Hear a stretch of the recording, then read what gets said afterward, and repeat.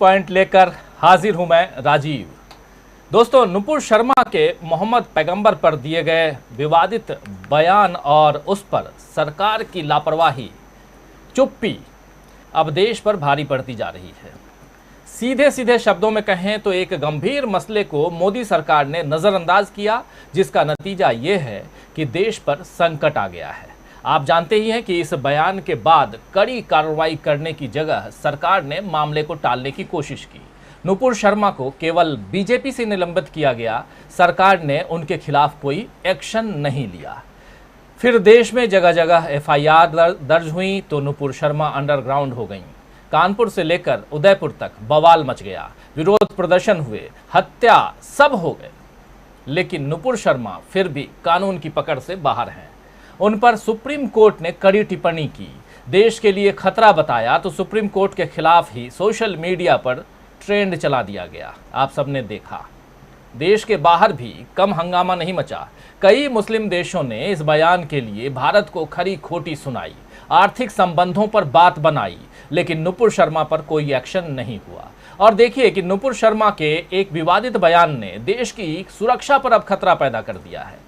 दरअसल India today group की एक एक्सक्लूसिव खबर के मुताबिक अहमदाबाद पुलिस ने उसे जानकारी दी है कि इंडोनेशिया और मलेशिया के हैकर्स ने नुपुर शर्मा के बयान के विरोध में भारत पर साइबर हमले का ऐलान कर दिया है।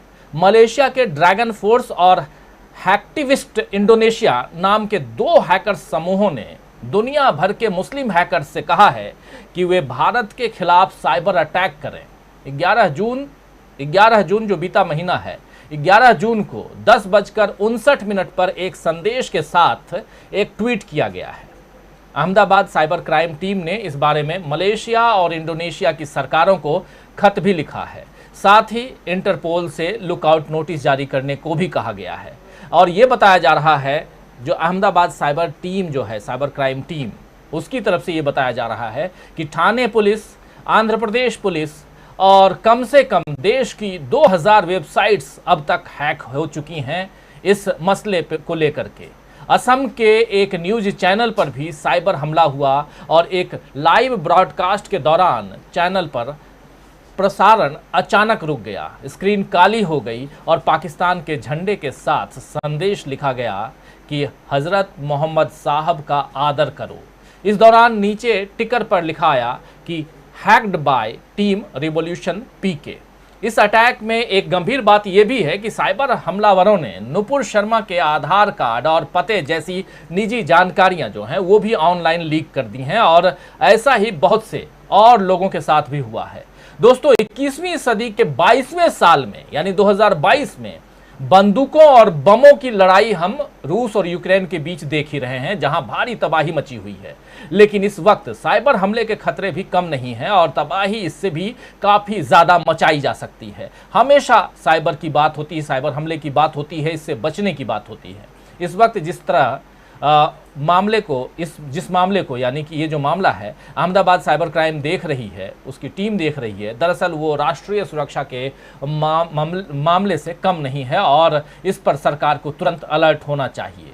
हम ये मान लें या मान कर चलें कि मोदी सरकार अलर्ट होगी भी, लेकिन सवाल ये है कि बात को इतना बिगड़ने देने की नौबत ही क्यों आई।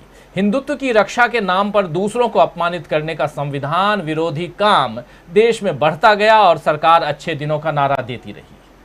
तो दोस्तों, आइए आज इसी सवाल पर चर्चा करेंगे कि क्या मोदी राज में अब देश की सुरक्षा भी खतरे में पड़ गई है। चीन की विस्तारवादी नीति पर भी सरकार चुप रही और अब भड़काने वाले बयान के कारण देश साइबर अटैक का शिकार हो रहा है, तब भी सरकार चुप है। सरकार चाहती तो नुपुर शर्मा को गिरफ्तार करती, कोई कानूनी कार्रवाई होती तो एक संदेश जाता कि कानून सबके लिए बराबर है। मगर अब क्या पानी सिर के ऊपर से गुजर गया है? बहुत सारे सवाल हैं और इन सारे सवालों की तह में अगर जाएं तो एक सवाल और आता है कि अगर अटैक वाली बात आती है तो आर्थिक नीतियां आपकी कहां रहेंगी? देश की आर्थिक रूप से जो कमर है वो टूट जाएगी। इन सब पर गहराई से चर्चा करेंगे, सामाजिक ताने बाने की बात भी करेंगे और ये समझने की कोशिश। एक्सक्लूसिव खबर, पहले से कह रहा हूँ, ये खबर हमारी नहीं है, ये खबर एक्सक्लूसिव खबर इंडिया टुडे ग्रुप की है, जिसके ज़रिए ये हम आप तक प्रसारित कर रहे हैं। इस खबर के उस खबर के आधार पर ये जानने समझने की हम कोशिश कर रहे हैं कि एक बयान कितना भारी पड़ सकता है देश पर। साइबर अटैक की बात और ऑलरेडी जो बात हो चुकी है, 2000 से ज़्यादा वेबसाइट्स, थाने पुलिस, आंध्र प्रदेश पुलिस, असम का एक चैनल, लोकल चैनल, सब जगह अगर हैकर्स की नज़र ही नहीं हैक हो चुके हैं तो आगे क्या कुछ हो सकता है। आइए इस पर विस्तार से चर्चा करें। हमारे साथ कुछ वरिष्ठ साथी